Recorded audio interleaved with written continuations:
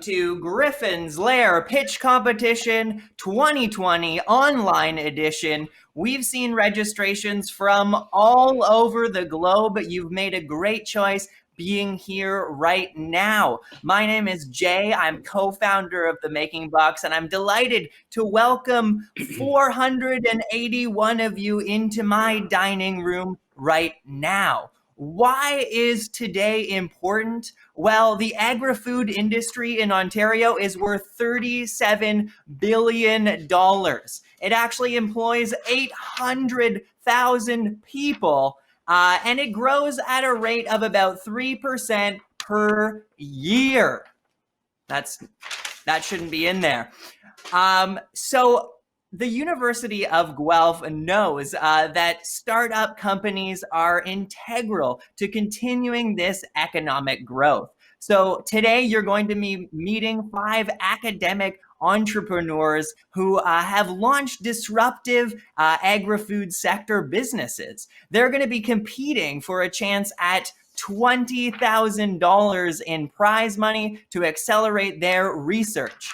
$10,000 of that is going to be awarded by our judges, and $7,000 of that is going to be awarded by you. This is you. Look at you. That's going to be you voting out there with that big smile and these giant legs and a neck that's as big as your body. So you're going to have a chance to support these teams.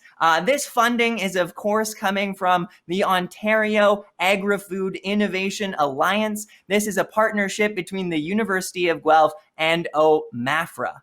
So there is going to be lots to celebrate during this broadcast, and we encourage you to use the hashtag #CreatedAtGuelph. Created at Guelph. You could take a picture of yourself while watching, or you could take a screen cap. I'll pose for you right now. Great, excellent, you got that. Hashtag created at Guelph. Now, before we bring up judges and teams, we're honored to have a message from Guelph, Ontario, Canada's Member of Parliament, Lloyd Longfield. Let's take you to that. Welcome to Griffin's Lair COVID edition. It's so good to hear that you guys are continuing to do innovation even through the times that we're living through. And really, we need to have academics turning their ideas into innovative solutions that we can use today, going through the health crisis that we're facing, as well as tomorrow as we get through into the next economy. We need your ideas. We need your participation. I've been involved with this last year as well as previous years in the different innovation groups at the University of Guelph. I'm always so impressed with how ideas turn into actions and turn into opportunities in the marketplace. So good luck this year. I know that you're going to have some great times together virtually, and I know you're going to come up with some great solutions that Canada needs. So go at it, have fun, and give us some great stuff.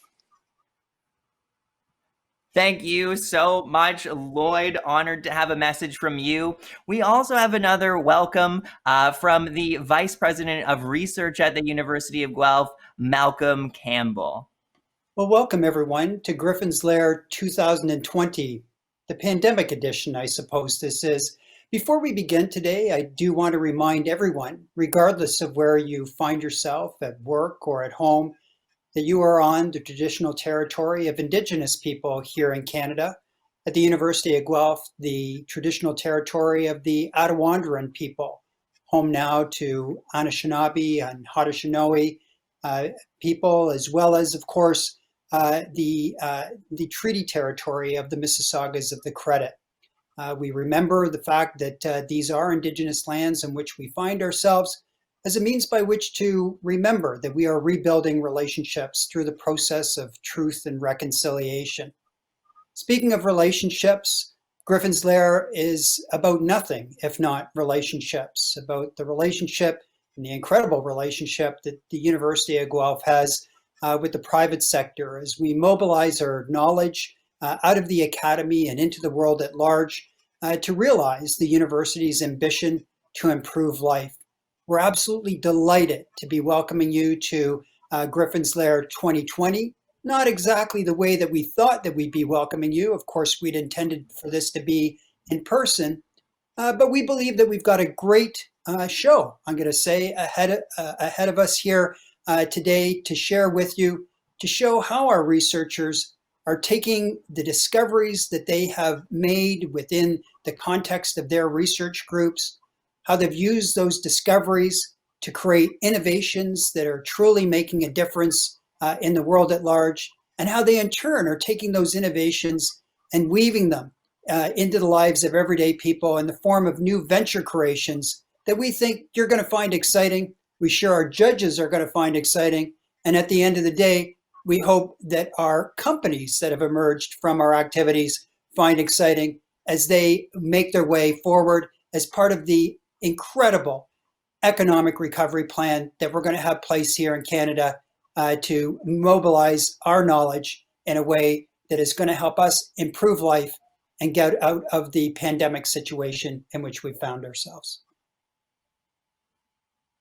Thank you, Malcolm. So, how is today going to work? Well, there is going to be 5 companies, and they are going to pitch for 5 minutes each. Then there's going to be 5 minutes of Q&A, 5 minutes of Q&A from our esteemed panel of judges. And we're going to meet those judges right now. So, first, we have the founder of farms.com and the RH Accelerator. Let's give it up for Joe Dales. Joe Dales, where are you calling from right now?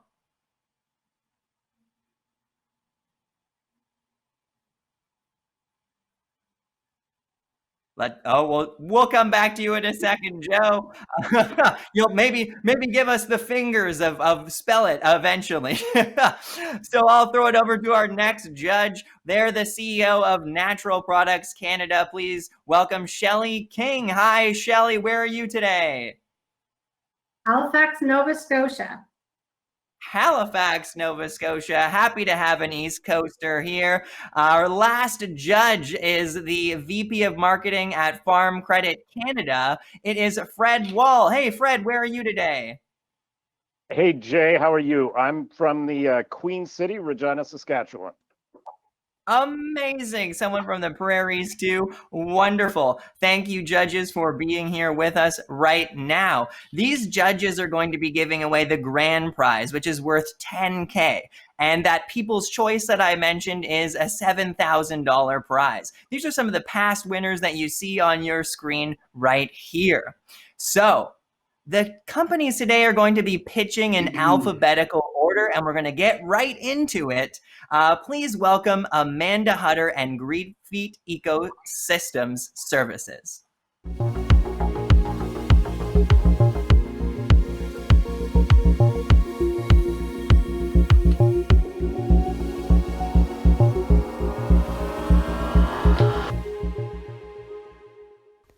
Hi, everyone.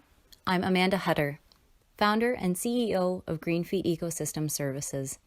We are breaking ground in ecosystem service markets. Within the simple and complex systems of nature are processes called ecosystem services that Mother Earth does for herself and for us. We know these services have been disappearing. Funding programs for farmers and consultation processes with Anishinaabe communities struggle to address how to account for working with these services. For farmers or Anishinaabe, the capacity to make land management decisions based on these services is overwhelming. For all, access to the tools that can address the true costs and true benefits of protecting or restoring ecosystems seems a myth. A part of this myth is that the cost of doing the right thing for nature by investing in protection or restoration outweighs the benefits. Griffin knows this myth is definitely not true. Improving communications about ecosystem services can help land to be managed in beneficial ways to save costs, build capacity among land stewards, and aid in reporting that will help to secure funds for stewardship activities. To solve these problems, Griffin has been developing a safe and comprehensive way to combine drone technology with consultation services to provide communication tools for land stewardship. This gives stronger accountability for benefits that land stewards enjoy from their ecosystems, and more value for funders who are trying to support stewardship initiatives, especially with their tighter budgets. In agriculture across Ontario, if existing funding programs are applied to 1% of farmland using grant applications that apply this solution, $8 million of grant funding is available for farmland projects that would deliver over $50 million in ecosystem services to farmers. A second market that we have identified is land-based consultations with our Anishinaabe friends. In consultation processes that are triggered 100,000 times a year in some provinces, 41% of funding needs are unmet.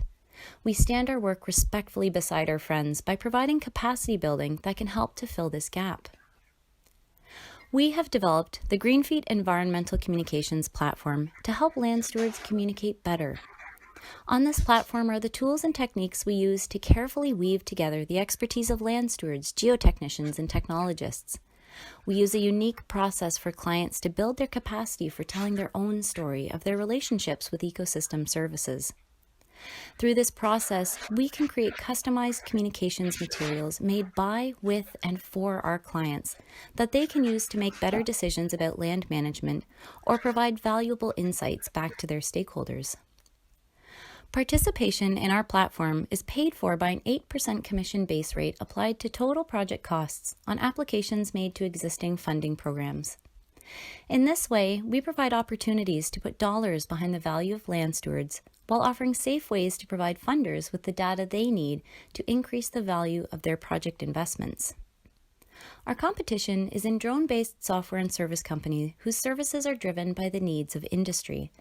So what makes Greenfeet different? Greenfeet focuses on ecosystem services. With 7 years of experience as a triple bottom line company, our work is driven by people's needs, and our platform marks the ground-up innovation that is the signature of our work. We are the last company that would put a dollar value on nature. We will, however, be the first company in Canada that specifically builds tools for recognizing the true value of ecosystems. Our team is made up of myself, university researchers from Dalhousie and Guelph, our systemic change strategist, and our UAV pilot and Anishinaabe collaborations expert.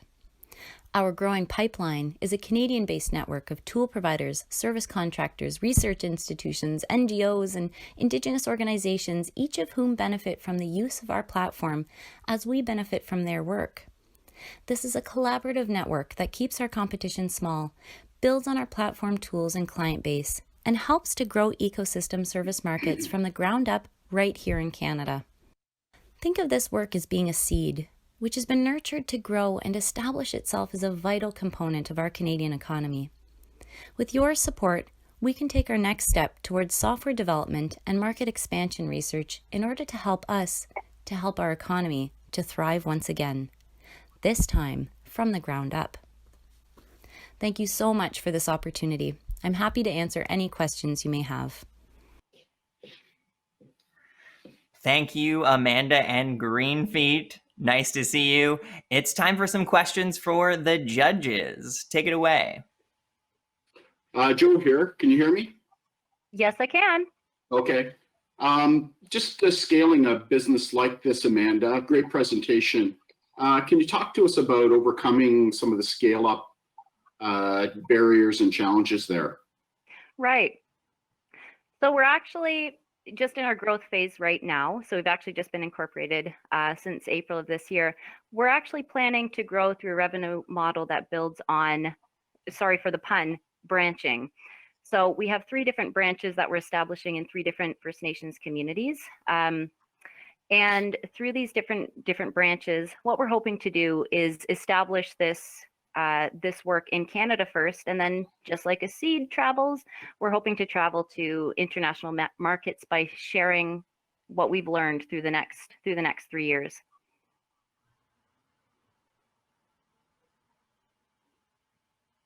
Any other questions from the judges?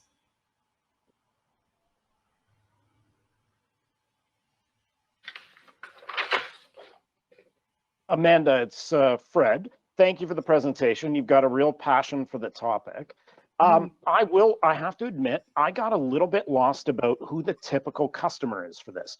Can you tell me a little bit more about who that customer is and how you add value to it? Absolutely.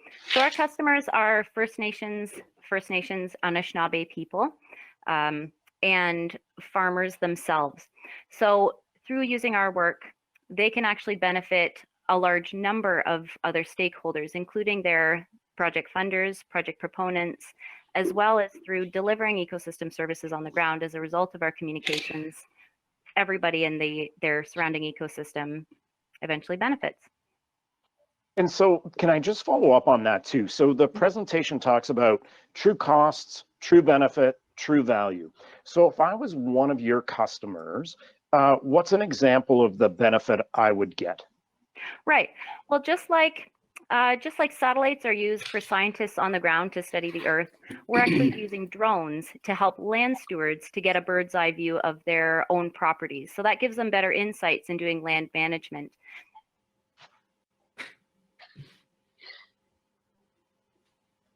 Okay, thank you. All right. Any other questions from the judges here? You have about 2 minutes left. Oh, good. So I can ask a question if that's okay. Just what are you measuring? So I've got some familiarity with drones, and what are you measuring when you're up there, and what specifically? Where's that value coming from when you gather those images? Right, that's a good question. We are actually measuring what matters. For our clients in Anishinaabe communities or in farmers, ecosystem services matter. Ecosystem services are important. We are measuring that, and we are using our communications materials to help not only our clients, but all of their stakeholders, whether they're funders, they're the kid that lives down the road who's going to be breathing fresh air in the future. We're helping them to understand that a little bit better. Amanda, could you give us, just building on Joe's question, could you give us a sample metric? Like what's something that you measure that some of your clients would just go, wow, that's great to know? On the farmscape, if you're looking at just runoff protection, you can actually use images of trees to calculate the amount of total runoff protection that a riparian buffer is going to offer. And then when you communicate that back to your funders, you can say with absolute certainty, yes, this is what we're investing in. Amanda, just a quick question from me. Part of your revenue model is taking a percentage of grants or that are awarded. How sustainable is that? What about if the federal funding or the provincial funding disappears? There's 3 things in life that are certain. That is taxes, death, and provincial and federal granting programs. They're not going to be going anywhere. However, what they are going to be doing is they're going to be looking a little bit more strategically at injecting their dollars back into the economy. So they're going to be looking a little bit closer on the metrics and the evaluations that they're going to be receiving back for their funding programs. All right, we're going to pause it there. Thank you so much, Amanda, and thank you to all the judges. It's time to, a nice round of applause for Amanda there. I saw Joe giving an applause. Yeah, good old golf clap there. We are going to send it now to our next team. So please welcome Chris Granger and Harvest Genomics.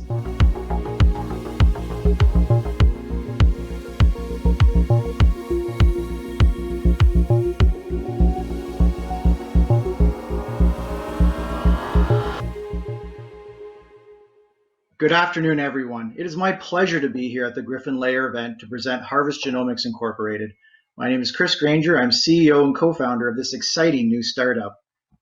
We are in the golden era of DNA technologies and their application to a wide array of industries. Now, while the idea of a dinosaur theme park is still science fiction, the agricultural industry is being transformed by genomics. The current precision ag movement is all about integrating new technologies to find new solutions to old problems. For ag genomics, we now have detailed biological roadmaps to increase the precision in how we produce food and ensure food safety. In the case of food production, considerable time and money are required to bring a new plant variety to market. Using traditional breeding methods, it can range from 7 to more than 25 years, depending on the species.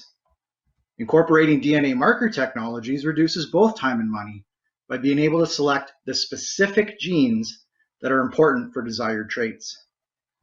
On the food safety side, there are challenges with how growers can respond to biological threats, especially with the effects of climate change. Simple genetic tests identify numerous food production threats, from herbicide-resistant superweeds to monitoring for new invasive pests. And as our current global situation has shown, faster testing equals faster decision-making. The key to all genetic testing is the database that supports it. We are experts at harvesting the information in these databases and translating it to develop impactful genomic technologies for the agricultural industry. The Ontario ag industry is a major contributor to the economy. It is an excellent entry point for our company. Our mission is to provide genomic technologies to ag companies that do not have this capacity and support government and academic research. Our current revenue stream is generated from custom genetic testing and data analysis service. For the first 6 months, revenue was $40,000, split evenly between genetic testing and data analysis. We are projecting $200,000 to $300,000 for 2020. The Harvest Genomics team brings exceptional expertise across the spectrum of agricultural genomics, from developing and deploying genomic technologies to state-of-the-art big data analysis. This enables us to generate business across industry, government, and academia. While we are generating revenue using a conventional model, that model is changing. Portable genetic testing is the future, and we want to make Harvest Genomics unique in Ontario by offering the fastest and most robust genetic testing platform for on-site testing. This would also increase our business with the greenhouse and cannabis sectors, where regulatory issues can limit sending out samples. Portable genetic testing can be divided into two distinct methods: endpoint or sequencing. Let's take cannabis production, for example. Genetic testing is done for things like gender, THC, CBD content, strain identification, and detecting powdery mildew. Using endpoint-based testing, 4 tests would give you 4 results. Now, a sequencing-based approach, 1 test would give you all 4 results. Sequencing also allows you to customize any genetic test by increasing or decreasing the number from just a few to thousands of tests. This is very important in plant and animal breeding or testing environmental samples like soil and water. Our goal is to become your local provider for genomics-driven solutions to help the Ontario ag industry. Our unique combination of genetic testing methods, data analysis capacity, allows us to be leaders in this space today and for years to come. We are a Made in Ontario company for Made in Ontario agriculture. Our 2-year business plan starts with expanding our customer base in Ontario and to launch our portable sequencing platform by the end of the year. Next year will see us focus on marketing outside of Ontario and expanding into new markets. Ultimately, we would like to be in the gene editing space, depending on what the regulatory landscape looks like. For our initial round of fundraising, we are seeking $250,000 for expanding our testing capacity, as well as focusing on bringing our portable sequencing service to market. We would use the winnings of this pitch competition to purchase the necessary equipment for sequencing. We are also looking for business advisory and strategic partnership roles. For Harvest Genomics, COVID-19 has shown us the value of being small right now and having the ability to pivot quickly to find opportunities even in crisis. Most importantly, COVID has shown the world how important genetic testing is. And while COVID is one disease affecting one species, we have 45 economically important food species in Ontario who are developing these tests. We are. So who would like to be a part of helping us harvest the power of genomics for food production and food safety? Thank you, Chris and Harvest Genomics. It's time for some questions. Time for the judges to grill ya. Let's have Shelly have the first question here. Hey, Chris, great job. Even though I spent quite some time in the genomics space, I'm going to start with a finance question. So how much runway does $250,000 get you, and will it enable you to reach those key critical milestones that are going to increase your valuation for the next raise? Well, yes, it will. Probably the most transformational change over the last 10 years is the cost of doing genetic testing. So for example, in the 90s, the first human genome cost $1 billion to do. We now routinely sequence genomes for under $1,000. But so when I asked about the runway, how much time is that going to, how many months? What is it, 12 months, 18 months? That would give us 6 months. Thank you. Joe here. Great presentation. I really like this space as well. Just kind of wondering about your intellectual property strategy and plans.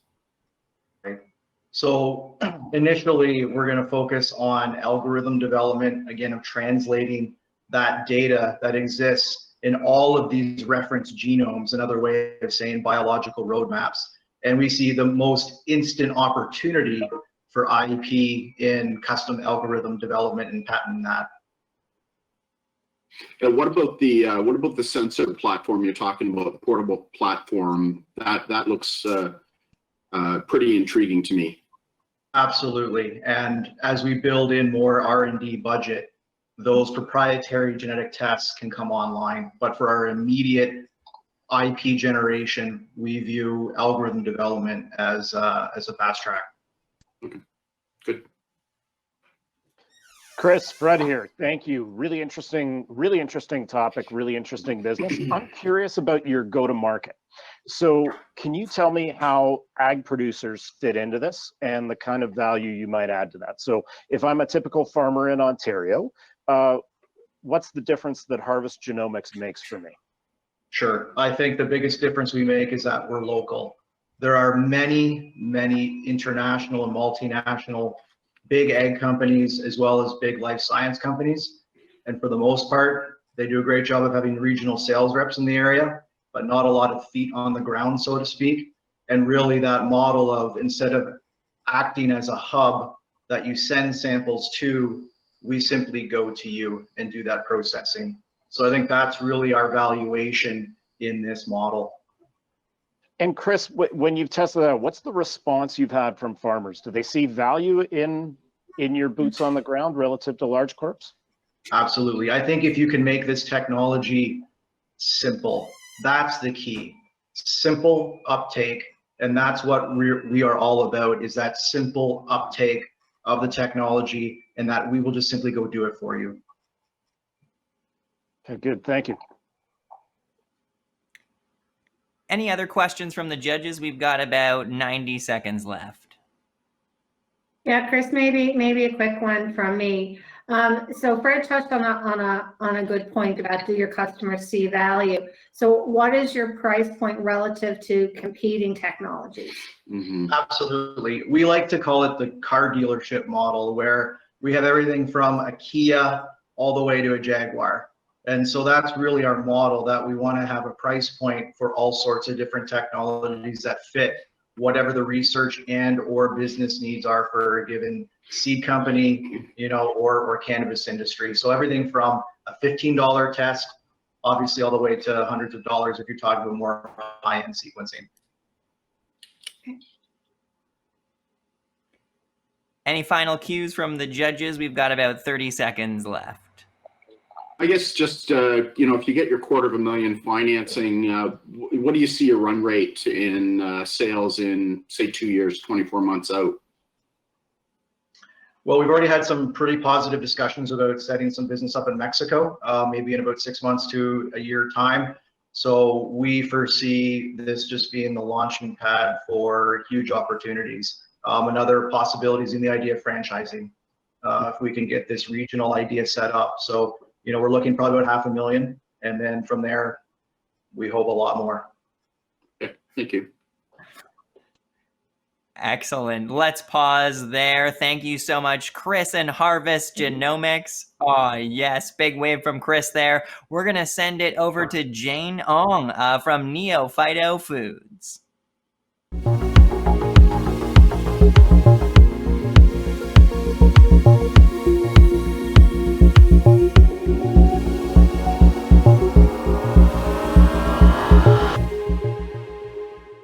Hi, my name is Jane and I'm the co-founder and chief scientific officer of Neophyto Foods.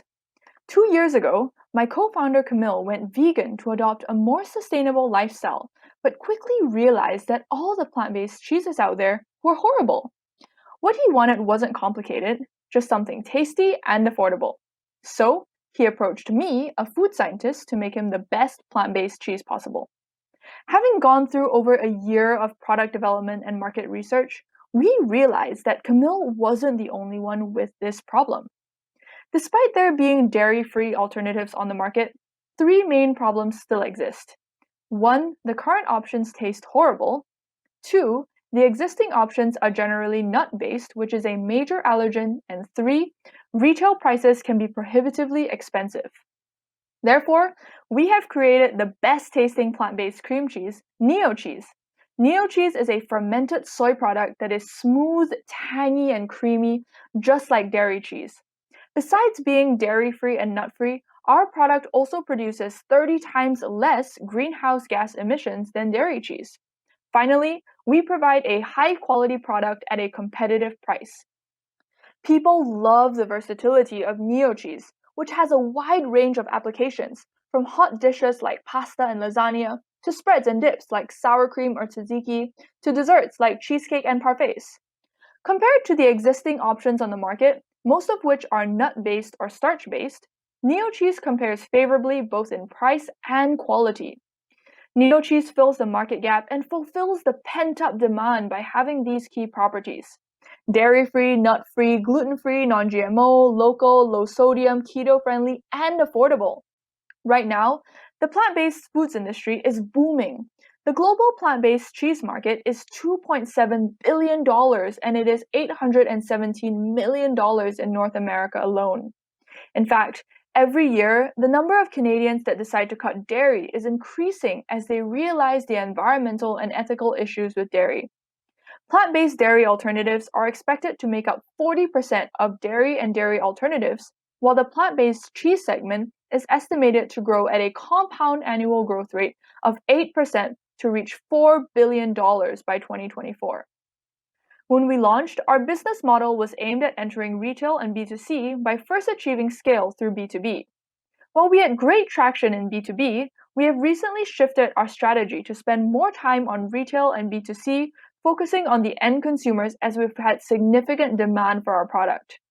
We're a strong team with complementary skill sets. Camille has worked on numerous sustainability initiatives with nonprofit organizations across 4 provinces in Canada. I have a master's degree in food science and extensive experience in food product development, while Ethan's background is in finance and strategy across large financial institutions and fast-growing startups. We're also supported by our incredible mentors, including a dairy industry veteran, 40 years of cheese research under his belt, a product development expert who has worked on more than 200 products in his career, a food trend and innovation mastermind who was recognized as one of Canada's most powerful women in 2017. We've seen great traction since 2 of us started working full-time last November. We did our first seasonal sale last Christmas, which sold out in under a week. We got our first customer within 3 weeks of our B2B launch in January, and then closed 6 more before COVID hit Canada in early March. Despite that, at the Guelph International Women's Day event, one of the last in-person events before the lockdown started, we managed to sell an average of 1 unit every 4 minutes. Most recently, as of a few weeks ago, we were officially accepted into the Mars portfolio. Over the past few months, we've been featured by Guelph Today and the University of Guelph for winning the food tech category at the CNE last August, where we had a foot traffic of more than 7,000 over 3 days. We've also gotten great reviews from everyone who has tried our product, businesses and consumers alike. Today, we're here to ask for your support in our journey to provide the world with this delicious plant-based alternative. Our current priority is to get into the e-commerce and retail markets. To do this, we'll need to refine our production and supply chain processes and support our sales with marketing and branding. We plan to use the $10,000 from the Griffin's Lair as our fertilizer to help us accelerate our scale-up process, allowing us to give you our delicious product as soon as possible. Thank you. All right, that's Jane and Neophyto. Welcome. Thanks for that wonderful presentation. It's time for some questions. Jane, I'll kick it off. Fred here. So the enthusiasm, I love it. Slides were great. Thank you. That was an entertaining pitch. Something I'd like to find out a little bit more about is more about your typical customer. So can you tell me a bit more about who you're really selling to? What's that target audience, and how does the story of Neo Cheese fit into their lives? Yeah, so we have, I guess you can say, three main customer segments. They are obviously the vegans, and then you have the flexitarians, and then there's also this untapped market of lactose intolerant people who actually affect 65% of the world's population. To start off, we're definitely targeting vegans because they are the ones who want a plant-based cheese product. And we're going to be targeting them through content marketing that focuses around sustainability and plant-based foods. And we'll be targeting them through Instagram and Facebook ads and things like that. And Jane, we've obviously seen a pretty significant economic shock here over the last couple of months. Do you anticipate any of those segments becoming more price sensitive? So not really, because what we found is that during this time, we've heard people say that they're actually looking for more healthy options. And when people are at home, they want to try new foods as well. So because a big segment of their budget is now gone, since they can't go to restaurants and things like that, now they are open to actually products that can be online or products that can be bought in the grocery store. And customers are actually looking for new things. Okay, thanks, Jane. Great presentation, Jane. I agree with Fred, very passionate. It was a little light on financials, and so consumer packaged goods like this, and your slides showed the market sizes as being billions of dollars. What do you think your capital requirements are going to be to start scaling, for the next 24 months? Have you looked at that? And how do you plan to address that? Yeah, so we're actually in the process of scaling right now, and so we are in talks with the co-packer to see if we can try to produce our product on a larger scale. So for this year, our projections of how much money we need are about $40,000. Okay, thank you. So Jane, you answered one of my questions by answering Joe's question, so I'm going to come up with another one relatively quickly.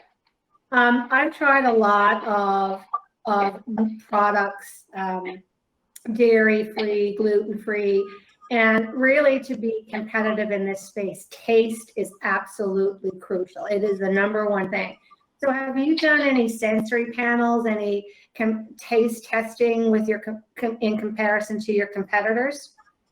So we've done a lot of informal taste tests with our competitors, with our friends and our families. One of the biggest taste tests we did was actually at the CNE last August, where we had a booth and we got around, I think, 7,000 people to try our cheese. And what was really, really great about this opportunity was that the majority of people who tried our cheese weren't actually vegan. So people who go to the CNE, they eat everything, and they are definitely they definitely know what cheese tastes like, and they're gonna know if it tastes good or bad. So we got really, really positive feedback from there. And we've had a lot of people who don't necessarily have any dietary restrictions love our product because they feel that, it has that creaminess and that tanginess and that smoothness of dairy cheese. But then, it's also, they find it's, perhaps a bit lighter. And then there's also none of the environmental impacts. I'm personally not vegan, but I am lactose intolerant. So it is nice to be able to have a lactose-free cream cheese. Thank you. We have about 1 minute left if anyone has any final questions. I can take a run at one end. You had a pretty strong pivot there from B2B to B2C. Can you tell us why you would pivot so hard? And then, I love the idea of selling directly to your consumers. Just talk about specifically what you're doing there. So when we first launched our company and when we first started selling, B2B was the easier option because the barrier to entry is lower. So it was easier for us to sell to restaurants and caterers and things like that. But B2C had always been on our minds as we want to reach out to the majority of the consumers, which is where retail comes in. So the reason why our pivot was so strong and so quick was because of the coronavirus. Our customers, who were restaurants, caterers, and hospitality groups, unfortunately, all kind of closed down during this time. But we've actually found that this COVID situation has allowed us to have this opportunity to take the time and really work out the kinks of scaling up and also transforming our business model to a B2C sector. So I think that we're actually quite happy with the situation in terms of where our business is at. We've definitely been able to change our business, but I don't think it set us back negatively. Okay, let's pause there. Let's give a nice round of applause to Jane and Neophyto Foods. Thank you so much, Jane and judges. So you've seen 3 pitches now. You are going to vote out there soon after we see our next 2 contestants. Maybe do a little stretch right now, a little 7th inning stretch up and down and around. Maybe take a bite of some vegan cheese out there. It's time for our next pitch. So here, we're going to welcome Sean Thompson and Sci Griff Inc.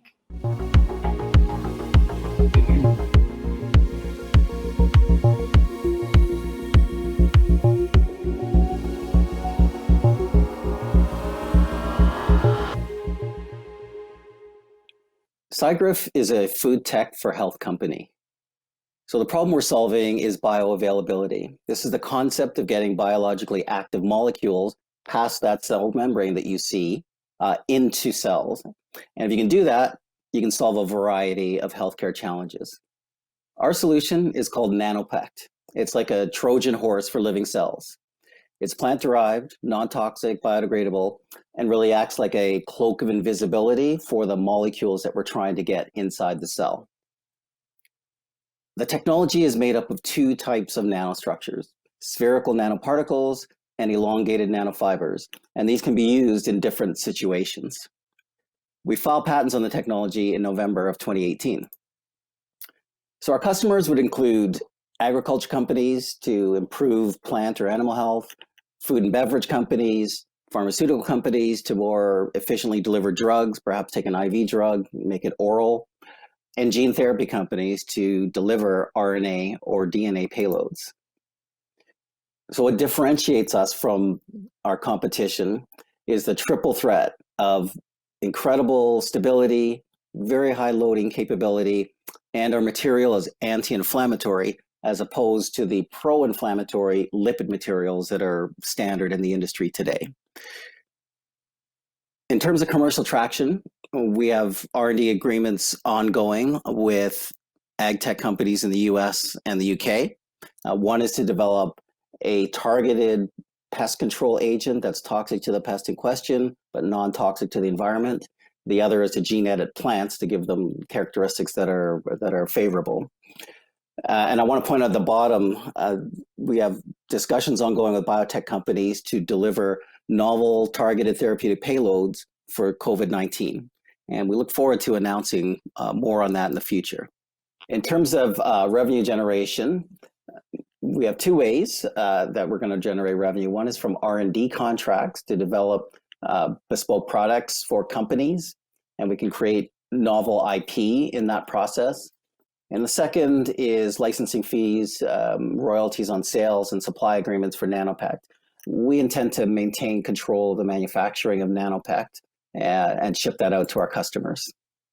The markets that we're targeting are all large and growing. So food industry, the agriculture industry, farm industry, and even the cannabis industry are all targets for our technology. Here's an example of the technology at work. So we have here a food powder that is made from Nanopect fortified with nutrients from plants. And this would be consumed in meals twice daily, either as a sprinkle on food or in a beverage. So when we gave this material to mice in their water, we saw some interesting results. In normal mice, no change in weight, but substantial drops in cholesterol and triglycerides. In obese mice who have a gene knocked out, which causes them to become obese on a normal diet, we saw a 40% drop in in weight and a 60% drop in cholesterol and 45% in triglycerides. Our founding team has extensive experience in clinical research and business development in pharma and biotech. Dr. Paliath is the founding scientist and the inventor of the technology, professor at the University of Guelph. And Tom Hunter is a lawyer with Gowlings with extensive startup experience. And we have a team of advisors who are assisting us with all verticals that we're targeting. So to summarize Nanopect, it's derived from Ontario fruit. It's non-toxic, biodegradable, and has potential in multiple industries. We're seeking to raise $2.5 million. We'll use that capital to increase our sales from collaborative R&D agreements, expand our manufacturing, and to launch our COVID-19 therapeutic initiative. And should we win a prize tonight, we'll use those funds for our priority number one, which is to increase our sales from collaborative R&D. Thank you. All right. Thanks, Sean. Good to see you here. And thanks to your team at Sci Griff. It's time for some questions for you. And Shelley, why don't you take the first one here? Thanks, Jay. Sean, great job on the pitch. I spent about 10 years of my life making liposomes. So and I will never forget those 10 years trying to get a liposome product on the market. Anyway, you talked in your presentation about wanting to maintain control over your manufacturing. So how are you going to do that, and how are you going to scale it? Thanks for the question. So because we're using local material that grows here in Ontario, and the amounts that we use are so small, we think we can scale for several years with our own facility manufacturing the material. So our scale today, we can produce around 10,000 doses, human doses per day with the current scale that we're at, and we'd like to scale that up to 100,000 per day, and we think that would be more than enough for the first few years of commercialization. Okay, thank you. Great presentation, Sean. It looks like a very exciting technology. I'm going to build on a comment from Shelley there. How can you create some comments on just the whole regulatory barriers to bring a technology like this to market, both cost and timelines? Yeah, so it depends on which industry you're talking about. So, you know, for example, in the cannabis industry, you have recreational products and you have more pharmaceutical type products, which would have a longer regulatory pathway than the recreational products.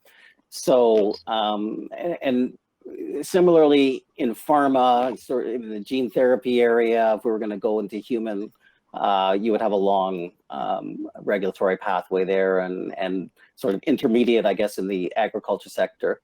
But really, our main goal is to partner with companies that will be the ultimate marketers of the finished product. So we have an enabling product that enables our customers to deliver products that they couldn't otherwise deliver efficiently. So we have less regulatory risk of our own, although we do need to produce our material GMP quality.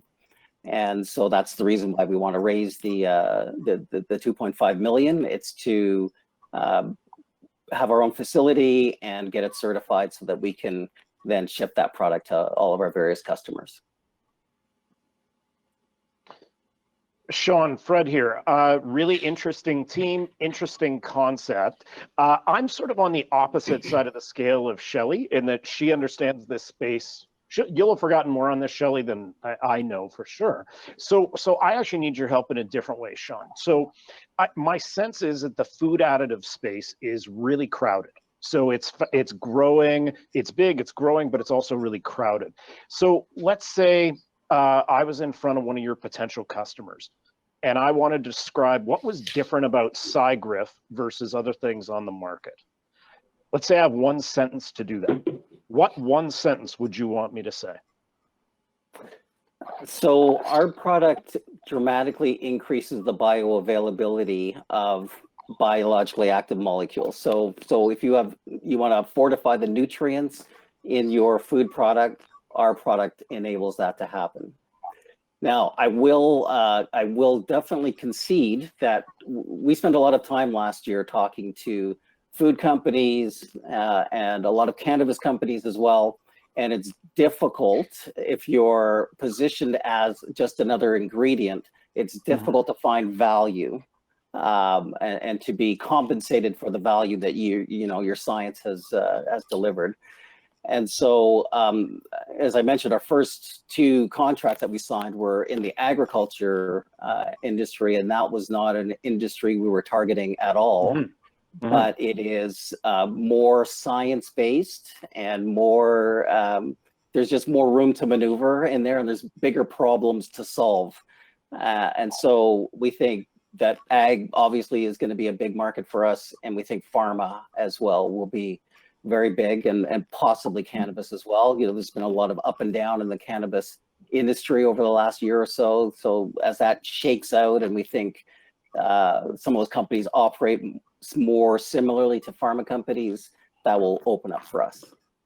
Thanks, Sean. Can I like where you're going with the ag piece. Can I ask you then, you know, in the simplest possible way you can describe it to me, a neophyte here, what makes you special in ag? What would you want me to tell people who aren't on the webinar today? And this will be our last question. Okay, I'll try to make my answer brief. So what we're trying to do in ag is enable genetics. So we're delivering RNA, in the case of the pest control agent, we're delivering a very specific RNA molecule that is very potently toxic to the pest in question, but is otherwise unharmful to other animals and plants in the environment. Excellent. Thanks, Sean. Thank you. I'll echo that. Thanks to Sean. Let's give Sean a nice big round of applause for being here. Thank you. Yeah, thanks, and everyone. the Sci Griff team. It's time to bring it to our last pitch contestant. It is Simone Holligan, and subject matters.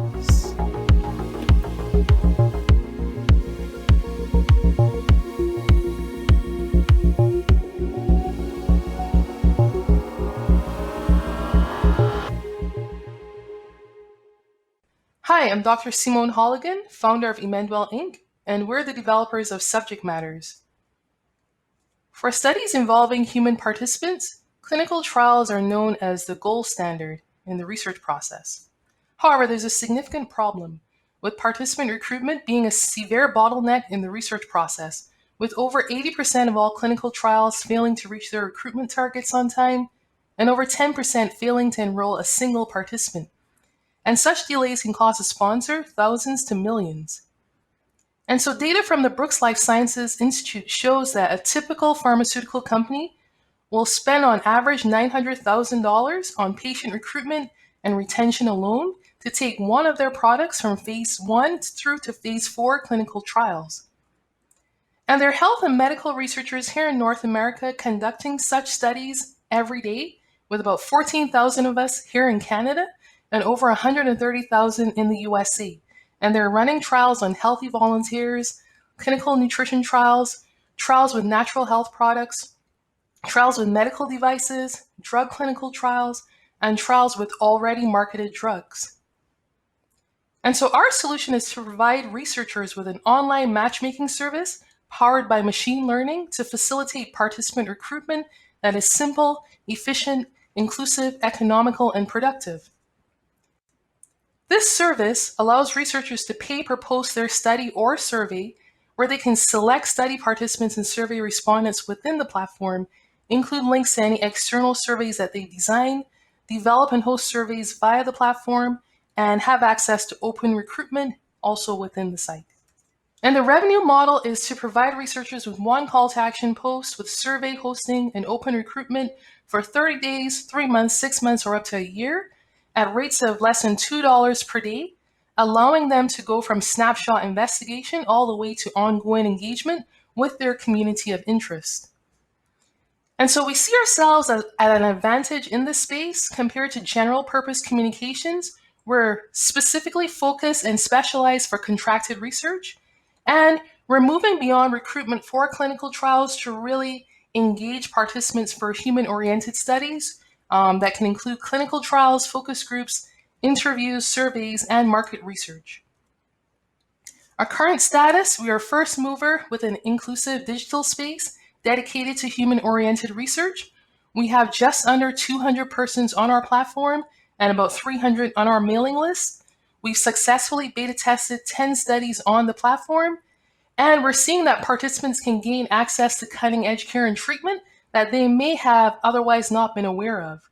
We're also well suited for the post-COVID-19 research environment. Our go-to-market strategy for awareness, we've been utilizing booths in high traffic areas such as student and community centers.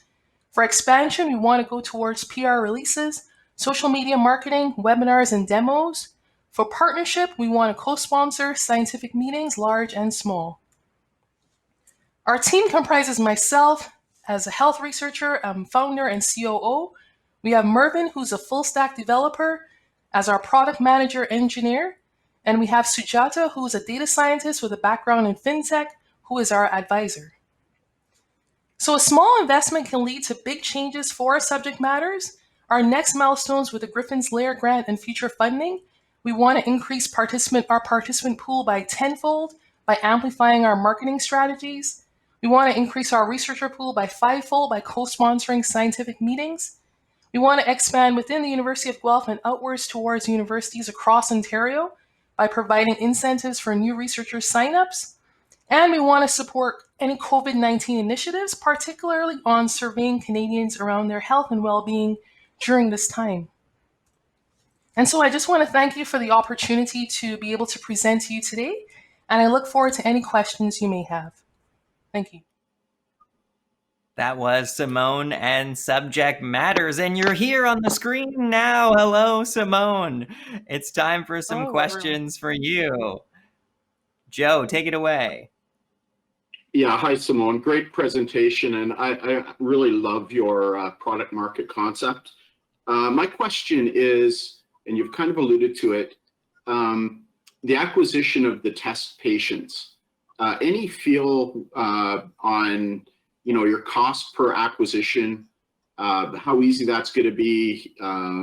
Because I think in a two-sided marketplace like that, I do believe you'll get the researchers because you know that pain and you described it fully. I'm just wondering how you're going to scale and at what costs getting to, I don't know, tens, hundreds of thousands of test patients.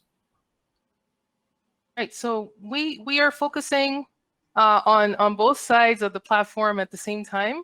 On average, we would say it's probably about $142 at the moment to get those users into the platform, so $142 as CAC. And so we see that as in the first 2 years, we're really focusing on acquisition and growth. So really starting low in terms of how much it costs to be on the platform for researchers and putting out to acquire users, both participants and researchers.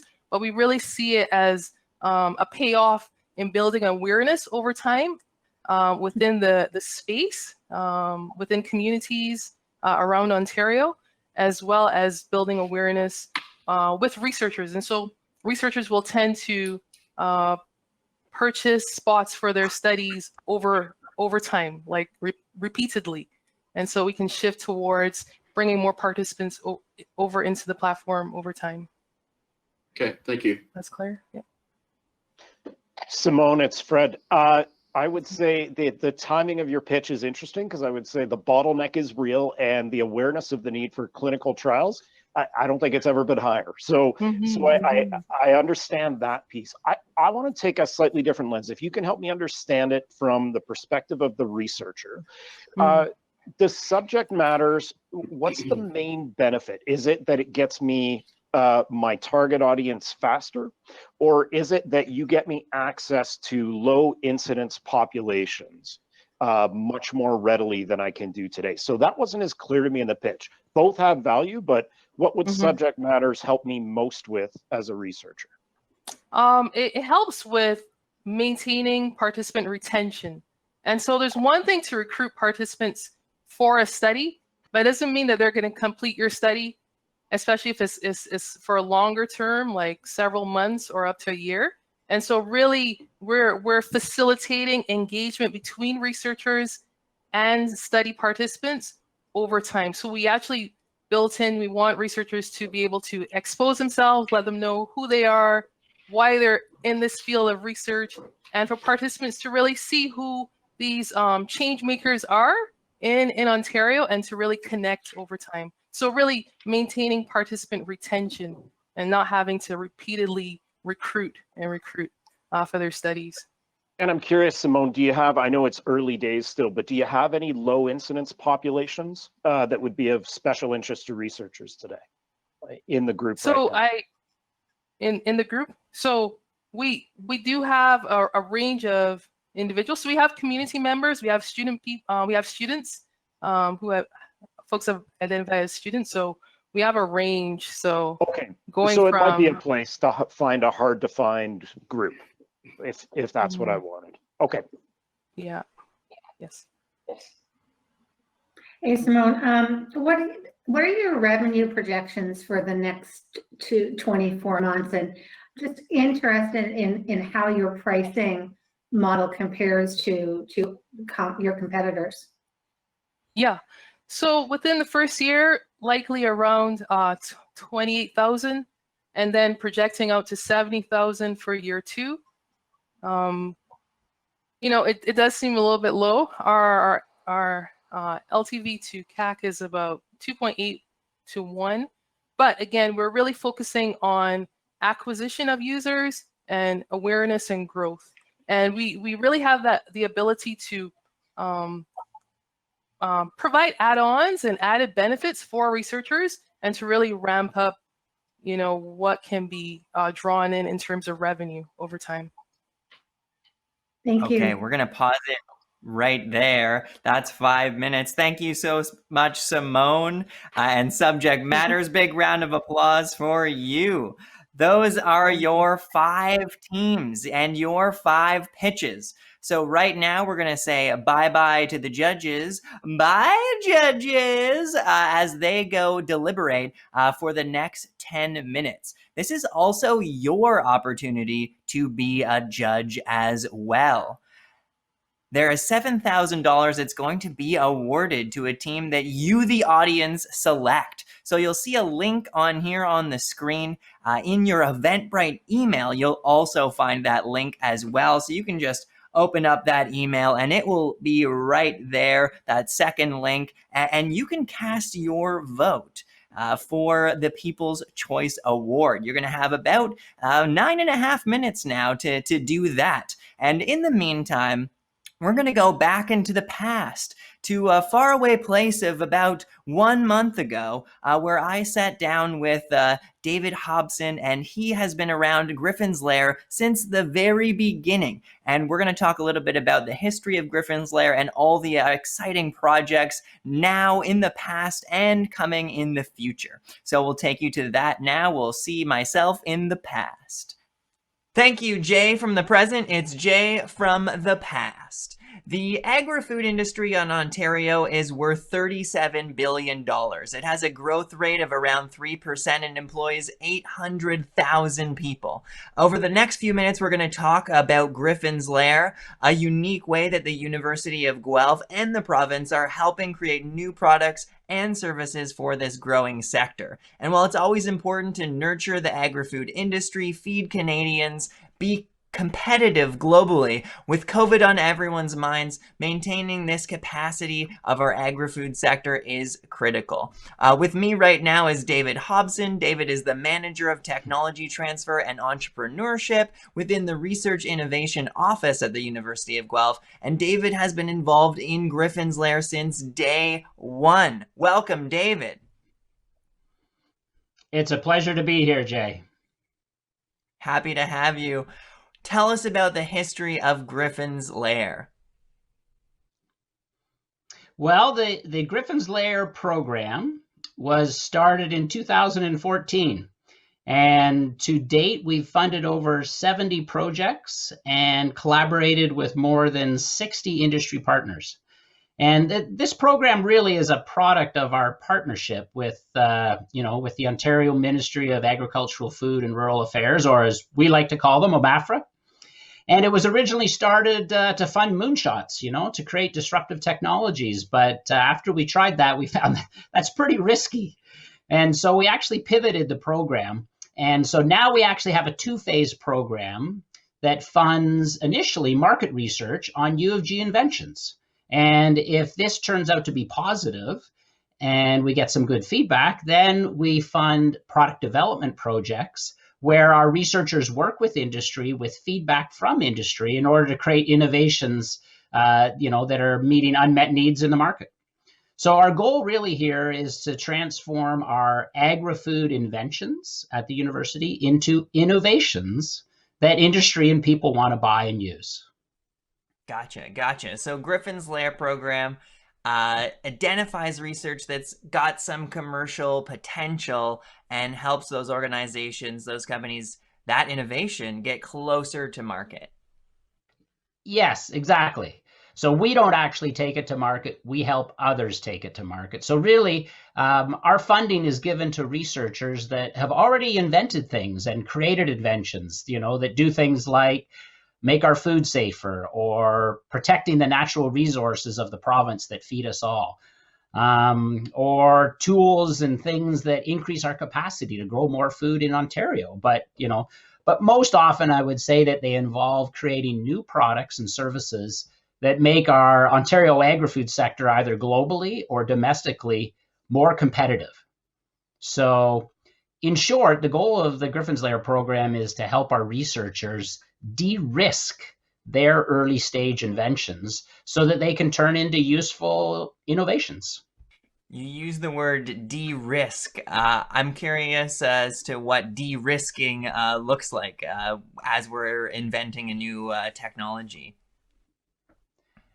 Yeah, I guess that's a bit of jargon. So, in the investing world and the innovation development space, de-risking is about proving the value and usefulness of a product or technology before it's passed into the hands of industry. So, or sometimes we pass it to a startup. And so really it's their job to bring a final product to market, and they want to do that with, a less risky product that has all the bugs worked out. So the idea is to remove as much of the uncertainty as possible while you're demonstrating, the technology's practical value in real world conditions. We hear about funding in many types of ways: Series A, B, C funding, venture capital funding, seed funding. What's unique about the way that Griffin's LAIR is set up and the funding that they provide? Yeah, good point, Jay. So Griffin's LAIR is what a lot of investing people call gap funding.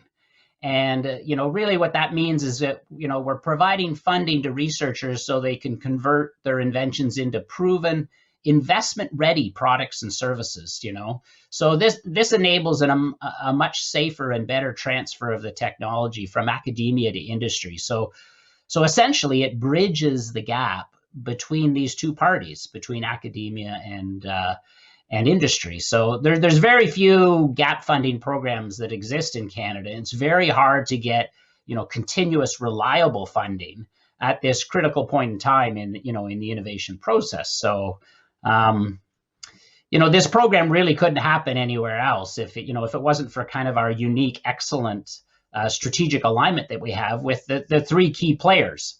And, and those are obviously, the University of Guelph, which is the Canadian leader in agricultural research. But it's also industry. Ontario's ag industry is the biggest in Canada, and the Ontario government, who's responsible for managing the Ontario economy. So this tripartite relationship is fantastic. Some innovations, they fall apart. That's just a natural part of trying something new. But there's obviously been a lot of success stories. It's really a wide range of products and services that have been created through this program over the years. So, but I must say that one of our biggest successes is Mirexis Biotechnologies. And, they were our first project that we funded many years ago, and also our most successful. Things take time. And we gave them a grant of $125,000 in 2014 to do product development. It was they're developing their first product, and that kickstarted the growth of Mirexis, which now has 17 employees. They've raised over $20 million, and they recently built a manufacturing plant in Guelph. So they're definitely our homegrown winners. Yes, I drove past Mirexis just recently. It's exciting to see that popping up in Guelph happening locally. I understand there are some projects that have already been funded in 2020. Yes, congratulations are in order. We have 5 new projects for 2020, 4 product development grants and 1 market validation grant. So we have Dr. George Vandermeer, and he's working with Escarpment Labs to develop new methods to reuse special strains of yeast for the brewing industry.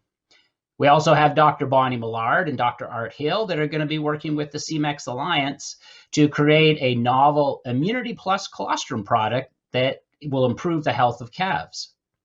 And we have Thomas Koch, who will be working with EcuCell Biotechnologies and the equine vet industry to develop stem cells for horses.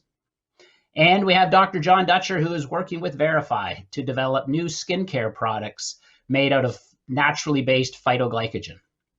Lastly, we have Dr. Thomas Graham, who is doing market research to evaluate the commercial opportunities for his new environmentally friendly method of disinfecting water from greenhouses.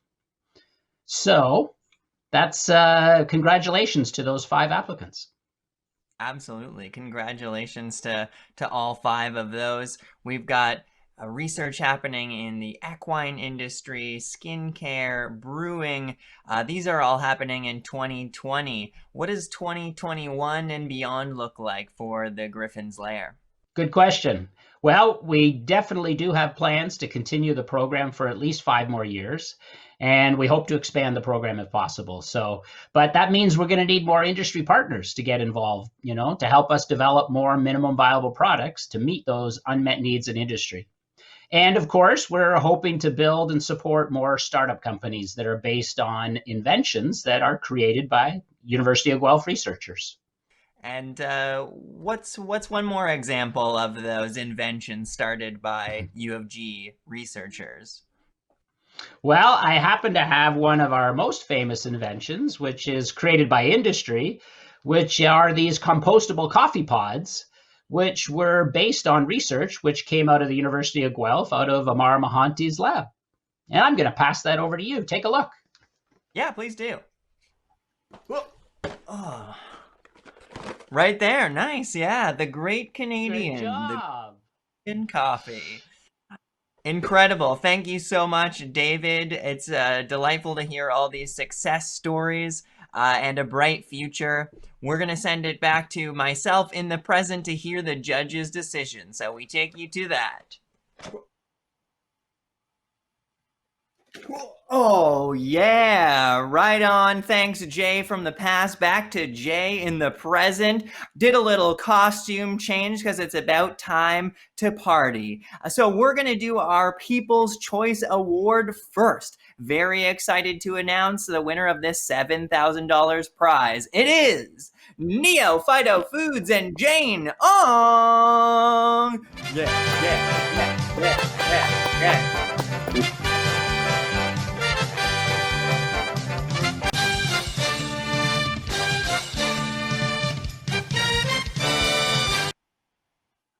Oh, yeah. Jane, hi. How you feeling? Feeling pretty good right now.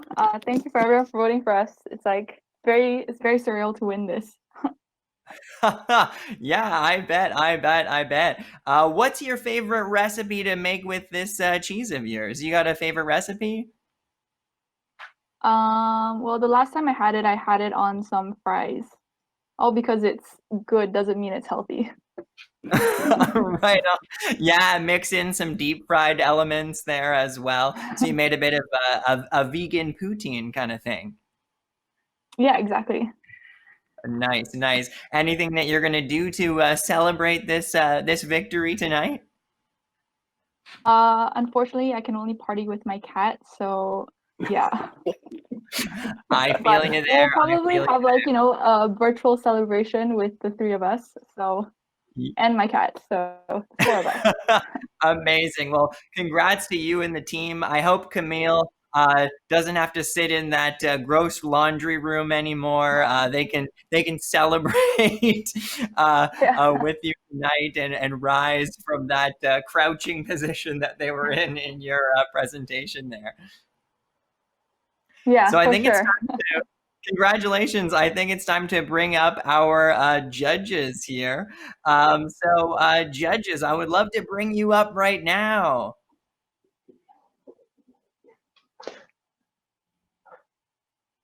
Well, I'll maybe hold for a bit as they're getting it all figured out. I mentioned that. Whoa, hey, everybody's up here. Amazing, wonderful. Hi, everyone. Judges, how was that? Yeah, let's give a wave. Judges, how was that decision for you? Difficult. Good pitches and lots a very close score sheet. I bet, absolutely. And Fred, I hear that you have the winner. Let's hear who you'd like to give the grand prize of $10,000 to. Yes, and the winner of the $10,000 is Harvest Genomics. Woo! Harvest Genomics. Yes, yes, yes. Congratulations, congratulations.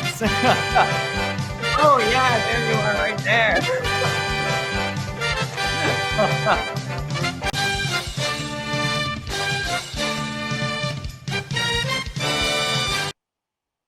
Hey, cheers to you, Chris. Cheers. Oh, you got one too. Right on. Let's clink through the screen right there. All right. Celebrations are in order. Congratulations. How you feeling? This is fantastic. I just really want to say thank you to the Rio team. Thank you to our pitch coaches. Thank you to the judges for taking their time. And really, most importantly, thank you to the other competitors. Their pitches were fantastic. And I think we can all say, years from now, we can look back on this and say, hey, we did a pitch during COVID. Absolutely, absolutely. Congratulations. Enjoy that brew. Thanks, Chris. We also want to give a big congratulations to some of our other teams that will be getting a consolation prize of $1,000. So let's give it up for Amanda and Greenfeed. Amanda and Greenfeed.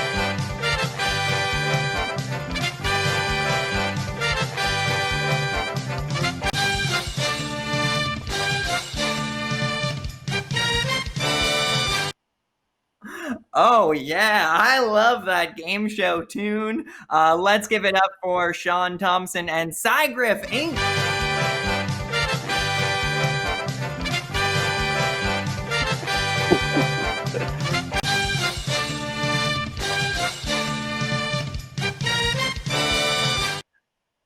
Oh yeah, the dog's waving. We also have Simone Holligan and Subject Matter.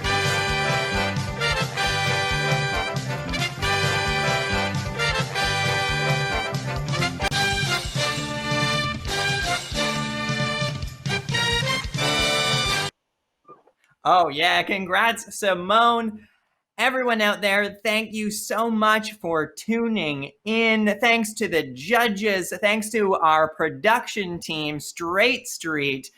Please join us in the Twitter after party, hashtag created at Guelph. It's a BYLB Twitter after party. So that's it, everybody, for a Griffin's Lair 2020. Hopefully we get to see you again in 2021. I'm Jay from the Making Box. Have a great day. Bye.